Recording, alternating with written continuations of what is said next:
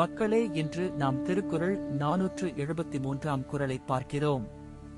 இது பொருட்பால், அரசியல், வலியறுதல் அதிகாரத்தின் 3வது படை. உடைத்தம் வலியறியார் ஊக்கத்தின் ஊக்கி இடைக்கண் புரிந்தார் பலர் என்று உள்ளது. இந்த குறள் பொருள், தீங்கு செய்தவரின் வலியை உணர்ந்தவனே உண்மையான தூண்டலாகும். அவரை ஒப்பிட்டு ஆர்வம் காட்டுபவர்கள் பலர் குறையாக பேசுவர்.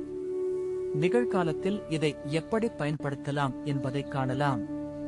உதாரணமாக, ஒரு தலைவர் ஊழல் கண்டால் அதை கண்டித்தவன் ரிஃபார்ம்ஸ்க்கு இயக்கம் தருவார். அது இல்லாமல் பலர் அமைதியாகவே இருக்கும். இரண்டாவது உதாரணம், பள்ளியில் ஒருவன் மோசமான நடத்தை செய்தால் அதைக் கண்டு முதல்வர் நடவடிக்கை எடுக்கிறார். அது மற்ற மாணவர்களை நல்ல நடத்தைக்கு தூண்டுகிறது.